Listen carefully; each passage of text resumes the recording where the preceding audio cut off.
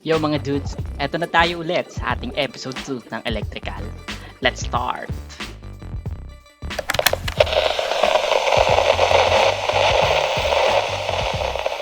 Sa ngayon, ginagawa na nila ang pag-i-splice ng mga wire. Kung mapapansin nyo, dito dumaan yung sa outlet and yung sa ilaw. Pinag-isa na namin para hindi ganun kakalat yung wire. Ayan. So naka-ready na rin yung nakamount na rin yung sa ilaw, so mamaya ikakabit na lang nila yung linear lights. Ayan.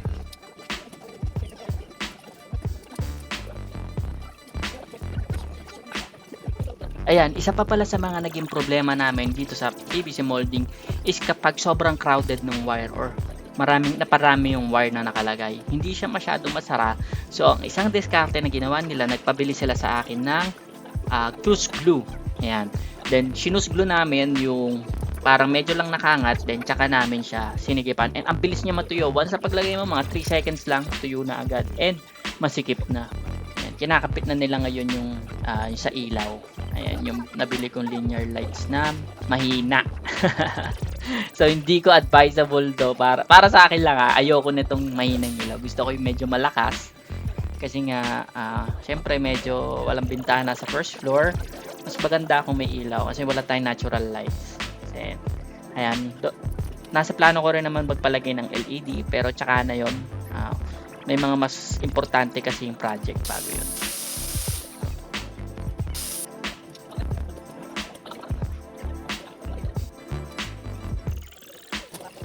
Ayan. Kailangan din muna natin syempre i-tester bago natin buksan ang mga breaker. Syempre para iwas short circuit.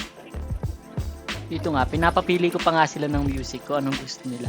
Para syempre kahit pa paano, na-enjoy nila yung trabaho. Nice. Kaya kasi kami ng ira, so pagka nagpapatugtog ako, hindi sila makarelate. So, sila na lang yung pinapili ko para kahit pa paano makarelate sila sa mga music. Tingnan po Kahit natin na kung hindi kanino na kayo ako. boto.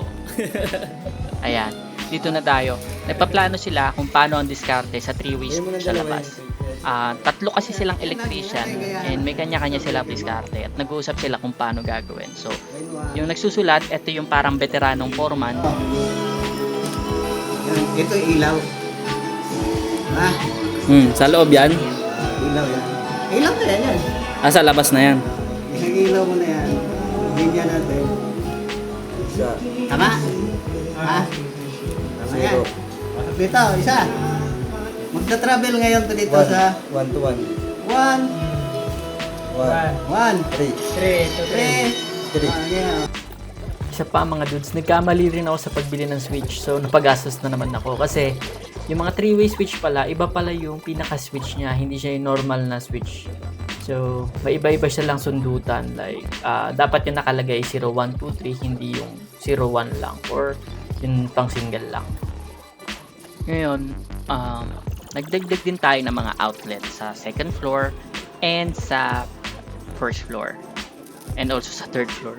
Pero kasi hindi ko na na-videoan lahat mga dudes. Kasi nga, tumulong na ako talaga sa paglalatag dahil pilit ko nang minamadali ang project. Hindi ko sila minamadali pero nakikita nila na parang napipressure ako kasi sobrang wala akong tulog nito and gusto ko na din talaga matapos agad.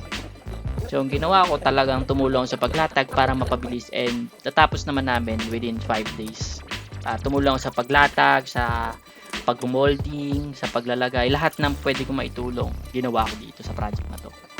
Kasi mga dudes, panggabi talaga ako. So, wala akong tulog nito. Ang duty ko 6 PM to 3 AM. So, around mga 5 hours lang yung tulog ko. Then, darating sila ng 8 AM. So, kaya talagang gusto ko na rin matapos. Actually, Pacquiao to mas panalo sila pag natapos ng maaga. So, yun lang. So, paano? Hanggang dito na lang tayo mga dudes. Pero don't worry, malay nyo naman, sa iba kong mga vlog, makumpleto ko na yung pag-video. Maganda rin kasi talaga kung hindi ako tumutulong para nakafocus ako sa video. So, yun lang. Peace out!